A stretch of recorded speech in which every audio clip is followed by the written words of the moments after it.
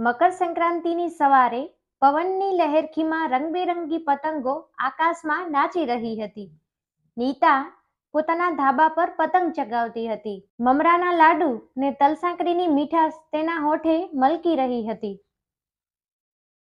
ઘરમાં તેની માં ગામના પૂજારી ને નાના બાળકોને જમાડી ને દાન પુણ્ય કરતી હતી. ત્યાં જ પિતાજી હસતા હસતા બોલ્યા, હવે થોડી નિરાંત મળી હોય તો શરીરને તડકે તપાવજે ખરા. આ ઋતુના પરિવર્તનમાં તારું પાચન ક્રિયા તો સુધરે ને પાછા મારે એટલા દવાખાનાના ધક્કા ઓછા. પતંગ ઊંચે ઉડી. નીતા વિચારવા લાગી કે મારી આશાઓને આવું જ અવકાશ મળશે ને? હા, મળે જ ને.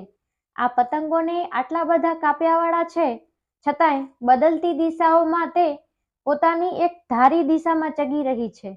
તો મને પણ મારી સપનાની દિશા જરૂર મળશે. જો તો ખરી, તારી પતંગ કપાઈ ગઈ. અરે યાર, ક્યાં ધ્યાન છે તારું? આપણી પાસે બીજી પતંગ છે. ફરીથી કાના મંતર બાંધીશું. જા, તું રસોડામાંથી બાકસ લેતી આવ. એ હા, હવે આવી હમણાં.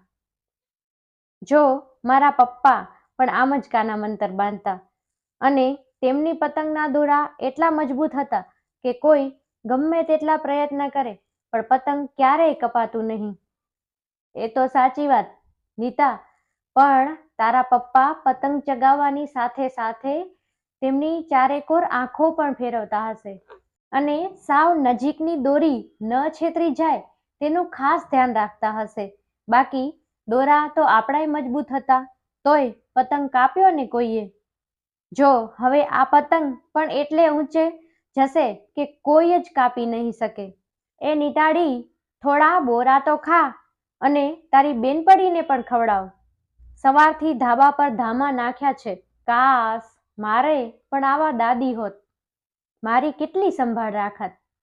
અરે રે, મારા દાદી એ તારા દાદી. શેરડીના સાઠા છોલીને ખાજો, પાછા ભૂલી ન જતા.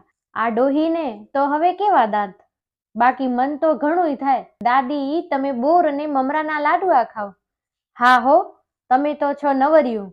મારે ભગવાન મારી વાટું જોતું હશે, મંદિરે દર્શન કરી આવું. હા દાદી, જલ્દી આવજો. ઉત્તરાયણનું મહિમા થોડું બાકી રહી ગયું છે તમારા મુખે સાંભળવાનું. તું ફિરકી પકડ, હવે મારી વારી. આ આકાશમાં મારી પતંગ કેટલી વાર ટકી રહે છે તે હું પણ ચકાસી લઉં.